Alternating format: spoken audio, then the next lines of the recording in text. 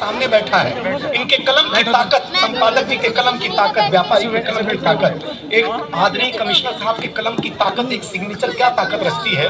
मैं एक कविता वो सुनाता हूँ, आपको लगेगा इस ठहाकों के बीच में कुछ अच्छा कहने का भी कोशिश कर गया दिनेश बावरा। मुझे आशीर्वाद दीजिएगा, मैं शुरू होता हूँ। बस यही तन्मयता चाहिए, देखिएगा बड़े मन के साथ कविता शुरू कर रहा हूँ। फटी धोती मुरादाबाद, जितना मुझे ठहाकों में आपने सुना है उतना आप कहीं मन से सुनना, पूरा मन के साथ सुना रहा हूँ। स्वागत है, स्वागत। खत्म करूंगा दो कविताएं सीधे सीधे, क्योंकि बड़े बड़े जादूगर बैठे हैं, मैं नींव का पत्थर हूँ, मैं दिखूं ना दिखूं मेरा परिश्रम आपको दिखेगा। फटी धोती नंगे पाँव, फटी धोती मुरादाबाद, कान नहीं ध्यान चाहिए, फटी धोती नंगे पाँव। एक मजदूर कमिश्नर साहब, एक मजदूर तहसील में जाके बोला, हुजूर जन्म का प्रमाण पत्र चाहिए। अधिकारी बोला, कब पैदा हुए थे बताइए। मजदूर बोला, हुजूर उस साल पैदावार बहुत कम हुई थी क्योंकि खेत में बहुत चूहे थे। अम्मा बताती है कि राम धनी की बछिया और हम दोनों एक ही दिन पैदा हुए। देखिए धोती नंगे पाँव एक मजदूर तहसील में जाके बोला, हुजूर जन्म का प्रमाण पत्र चाहिए। अधिकारी बोला, कब पैदा हुए थे बताइए। मजदूर बोला, हुजूर उस साल पैदावार बहुत कम हुई थी क्योंकि खेत में बहुत चूहे थे। अम्मा बताते हैं राम धनी की बछिया और हम दोनों एक ही दिन पैदा हुए थे। अधिकारी बोला, अरे भाई प्रमाण चाहिए, जाइए किसी से लिखवा के लाइए। मजदूर बोला, हुजूर कुछ कीजिए ना, बिना प्रमाण के ही बना दीजिए ना। बिना प्रमाण के ही बना दीजिए ना, अधिकारी की चेतना पर ताली चाहिए, बिना प्रमाण के ही बना दीजिए ना। अधिकारी बोला, अरे बेवकूफ आदमी, अरे बेवकूफ जनता, तुम गरीब जनता हो, बड़ी भोली हो। इस देश में राम को जन्म का प्रमाण पत्र देना पड़ा था, तुम किस खेत की मूली हो। अच्छा है। मजदूर बोला, हुजूर ऐसी सोच रखने वाले पाषाण हैं। राम तो अपने आप में खुद एक प्रमाण है। राम तो अपने आप में खुद एक प्रमाण, बना दीजिए ना दया खा के। एक देखिए, एक जन्म के प्रमाण पत्र पाने के लिए एक मजदूर, अनपढ़ मजदूर कितनी मेहनत करता, बना दीजिए ना दया खा के। अगर बना दिया जाना, अगर बना दिया ना हुजूर, तो राम जी का दर्शन करेंगे अयोध्या जाके। अधिकारी बोला, तो इस बात सुनो ध्यान से, जाओ लिखवा के लाओ प्रधान से। हुजूर प्रधान ये भगवान उनके पास नहीं जाएंगे, अगर गए तो वापस नहीं आएंगे। अधिकारी बोला, वापस नहीं आएंगे इसका मतलब समझाएंगे। अरे हुजूर अम्मा बताती है कि वो हमारा शौचालय खा गए, वो हमारा आवास खा गए, हमारा सड़क खा गए, हमारा आवास खा गए। उन्हीं के चलते हम इस हालात में आ गए। अखबार की संपादकीय पढ़ने वाले सुनना, उन्हीं के चलते हम इस हालात में आ गए। हुजूर ये सब उन्हीं की मेहरबानी है, हम उन्हीं की लिखी हुई एक कहानी है। हम उन्हीं के एक प्रधान की ताकत देखें, हम उन्हीं की लिखी हुई एक कहानी है, हम उन्हीं की लिखी हुई एक कहानी है।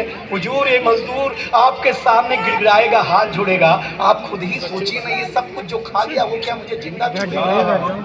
इतना सुनने के बाद उस अधिकारी की हाथ में कलम के रूप में एक शस्त्र था और 5 मिनट के भीतर के हाथ में जन्म का प्रमाण था।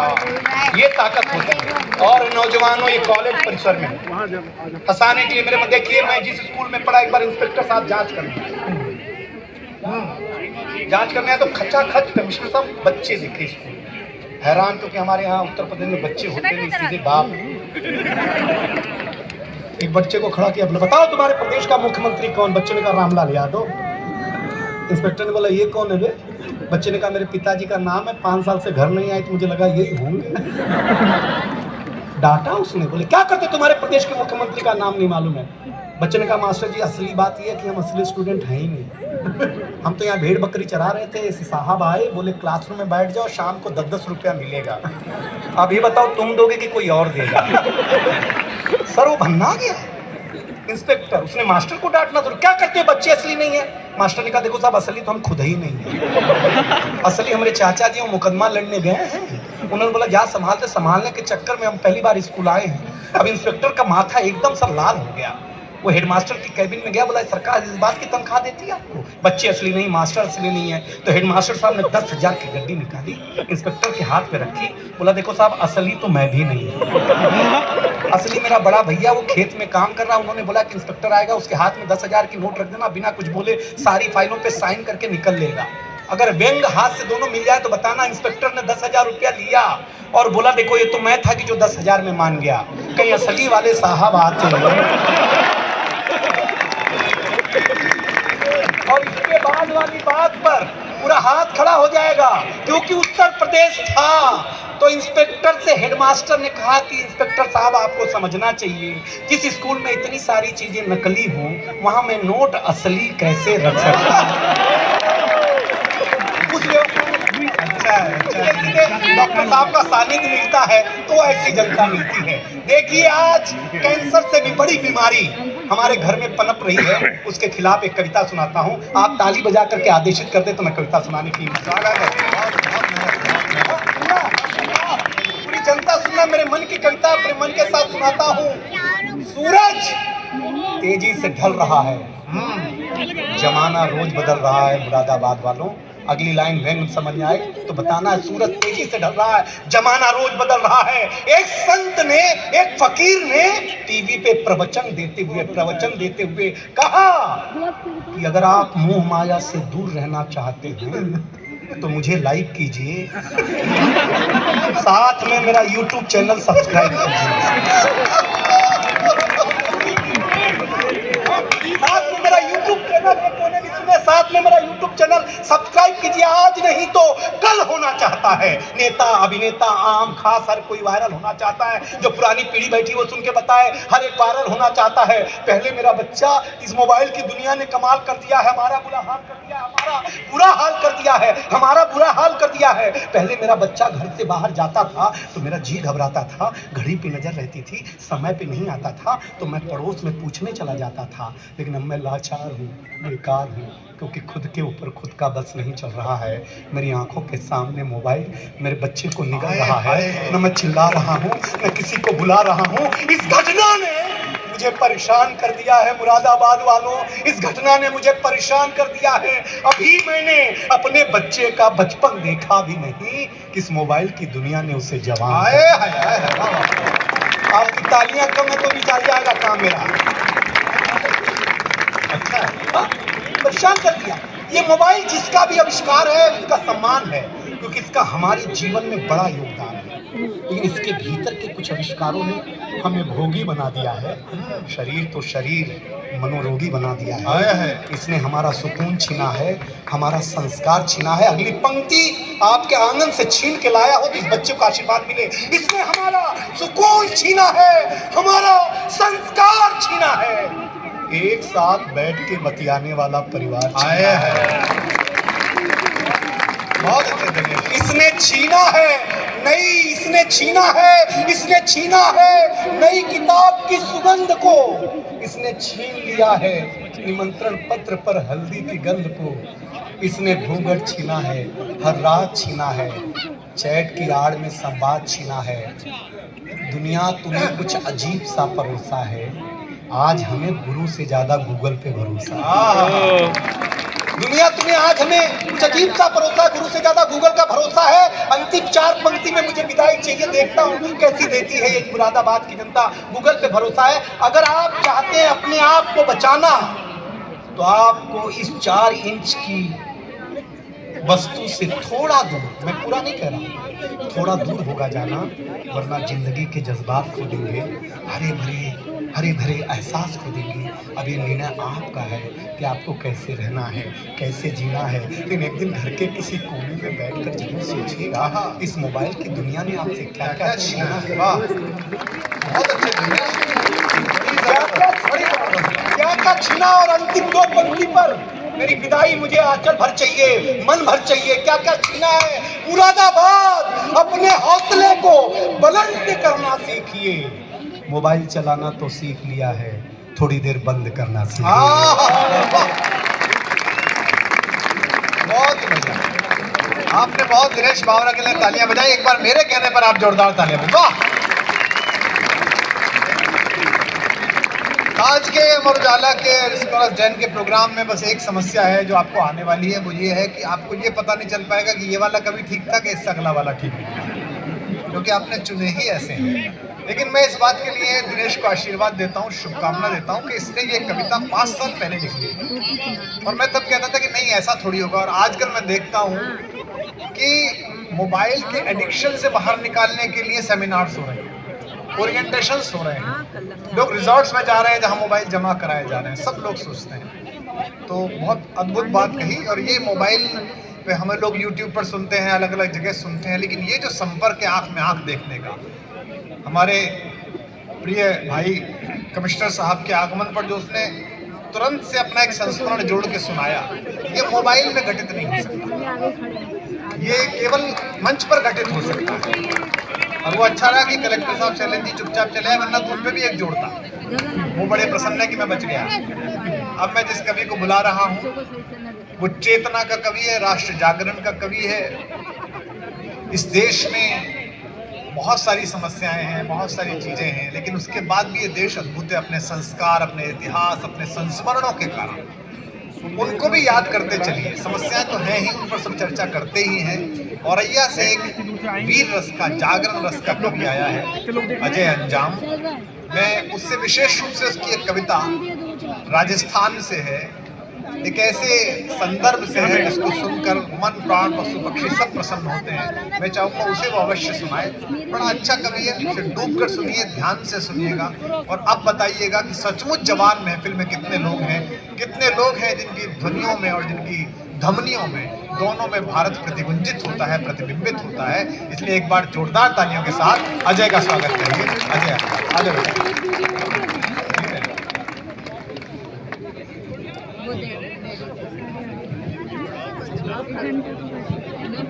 ये जो पीछे बच्चे खड़े हैं बैठ जाए, तो बीच में है, अगर बीच से ना हो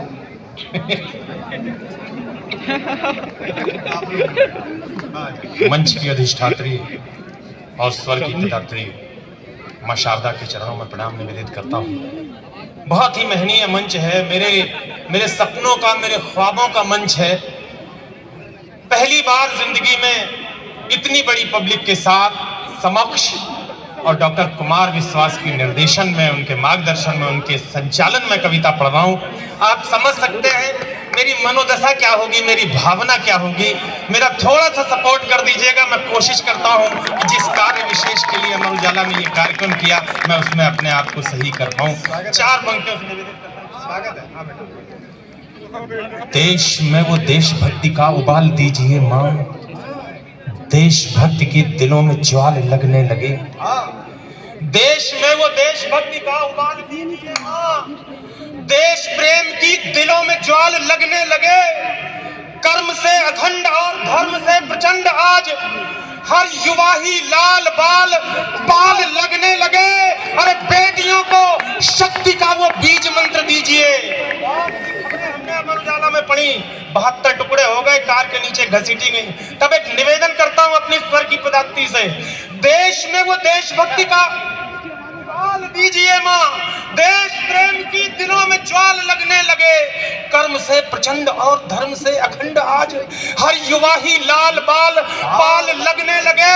अरे बेटियों को शक्ति का वो बीज मंत्र दीजिए कि वैश्यों को कालिका कराल लगने लगे। और ऐसी वीरता प्रदान कीजिए सुतों को मात, बच्चा बच्चा अंजनी का लाल लगने लगे। बहुत नमन करता हूं मुरादाबाद। और कैसे लोग चाहिए, एक धर्म से नहीं, हर घर से, हर परिवार से कैसे बेटे ये देश मांगता है। एक छंद और रखता हूं आपके सामने, फिर वो कविता विशेष जिसके लिए डॉक्टर साहब ने आदेश दिया। बहुत अच्छा है, बहुत सुंदर। प्रणाम करता हूं। ये वाला भी निवेदित कर। आज जयचंद नहीं, कोई फेरफंद नहीं, हिंदुओं से कृष्ण और राम मांगता है देश। शेर सरदारों के घरों से भी सुनो जी आज, बेटा भगत सिंह सा ललाम मांगता है देश। जात के लिए भी नहीं, बात के लिए भी नहीं, देश के लिए ही बस काम मांगता है देश। और एक नाम बोलता हूं और सलाम चाहता हूं, मोमिनों से अब्दुल कलाम मांगता है, मोमिनों से अब्दुल कलाम मांगता है देश। जिस बैनर के साथ, जिस हेडिंग के साथ आज का ये कवि सम्मेलन शुरू हुआ है, सिर्फ 4 पंक्तियां पढ़ने का मन है। ये जो बेटे बैठे हुए हैं, आप तो IITs एंड ITs में जा रहे हैं, लेकिन सेना के लिए हमारे गांव देहात में, जिस शहर से मैं आता हूं, औरैया से, सवेरे 4 बजे जांघिया और लंगोट बांधकर जो बेटे निकलते हैं, वो क्या मन बना करके निकलते हैं, उनकी भावना सिर्फ 4 पंक्तियों में रखता हूं और राजस्थान के उस शौर्य को प्रणाम करने चलता हूं। ये 4 पंक्तियां स्वीकृत करिएगा। चल के सरहद पे कभी बर्फ पे लेटा जाए। सैनिक क्या सोचता होगा? वेतन के लिए नहीं जाता साहब, तालियां आपके मांगता हूं, वेतन के लिए नहीं जाता। सेना में जो भी जाता है वो वेतन के लिए नहीं, वतन के लिए जाता है। एक बार जोरदार तालियां उनके लिए। चल के सरहद पे कभी बर्फ पे लेटा जाए, चल के सरहद पे कभी बर्फ पे लेटा जाए, सबके घर से ही कोई फौज में बेटा जाए। अरे सिर्फ इतना सा मेरा स्वप्न है मेरे ईश्वर, मौत जब भी हो तिरंगे में लपेटा जाए, मौत जब भी हो तिरंगे में लपेटा जाए। बहुत बहुत अभिनंदन करता हूं। अच्छा है, बहुत अच्छा है, बहुत अच्छा। राजस्थान के लिए जो विशेष कविता मैंने लिखी, आज मेरा सौभाग्य है कि जिन्होंने देश को, प्रेम के तो बहुत सारे गीत सुनाए हैं, लेकिन देशभक्ति के भी वो गीत उन्होंने सुनाए। मैंने देखा है, डॉक्टर साहब ने जब भी कविताएं पढ़ी, बहुत सी आंखों में मैंने आंसू संस्कार और संस्कृति के देखे। आज मैं अपने उस महानायक को कहने चलता हूं, जिसने बहुत से वर्ष पहले अपने धर्म, अपने सनातन, अपने क्षेत्र, अपने राजस्थान की रक्षा के लिए अपने प्राणों को न्यौछावर किया। मैंने जब महाराणा प्रताप पर लेखनी उठाई, मुझे लगा कि मेरा कद इतना बड़ा नहीं है कि जिस पर महादेव श्याम नारायण पांडे ने कविता लिख दी हो, उस पर अजय अंजाम क्या कविता लिखेगा। मैंने सोचा मैं किस पर लिखूं। मैंने महाराणा प्रताप के उस घोड़े चेतक पर एक कविता लिखी है। और आज इसलिए भी पढ़ना चाहता हूं दोस्तों, क्योंकि मेरी आंखों में जो नमी कल आई थी महाराणा प्रताप की पुण्यतिथि पर, उस सनातन सूर्य की स्मृति में, वो भावना आपके साथ शेयर करना बहुत अच्छा है, अच्छा विषय। एक छंद भूमिका का पढ़ता हूं, सीधे कविता पढ़ता हूं, सुनिएगा। क्या था हल्दी घाटी का युद्ध और क्या थे राणा। मुगलिया काल में जलालुद्दीन अकबर के गाल पर कमाल के चांटे सा पड़ा था युद्ध। राजा मेवाड़ के प्रताप महाराणा, उनके माथे पर सोने के मुकुट सा जड़ा था युद्ध। अरे हल्दी की घाटी में, वीर परपाटी में, मेवाड़ की माटी में मौत सा अड़ा था युद्ध। और पंक्ति अगर पहुंच जाए तो इस बार हंगामा देखना चाहता हूं। हल्दी की घाटी में मौत सा अड़ा था युद्ध। अरे दूजे युद्ध घोड़े पर बैठ लड़े शेर, अन्य युद्ध घोड़े पर बैठ लड़े शेर, वहां शेर पर सवार होकर शेर ने लड़ा था। शेर ने लड़ा था, शेर पर सवार होकर शेर ने लड़ा था। भारत की माटी का बंधन अनेक बार चंदन समान इसे मस्तक लगाता हूं। बेटा जीते रहो। भारत की माटी का बंधन अनेक बार चंदन समान इसे मस्तक लगाता हूं। वीर राजपूतों की वसुंधरा वो वीर भूमि, रंगीले राजस्थान को मस्तक झुकाता हूं। चेतक के सवार महाराणा प्रताप, उन्हें श्रद्धा की शौर्य शब्द समिधा चढ़ाता हूं।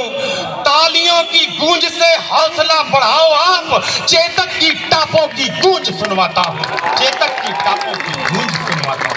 अभिनंदन करता हूं, नमन करता हूं। बहुत अच्छा है, बहुत अच्छा है। पानी है बनास का, इस पानी से तुम तन्मन धो लो।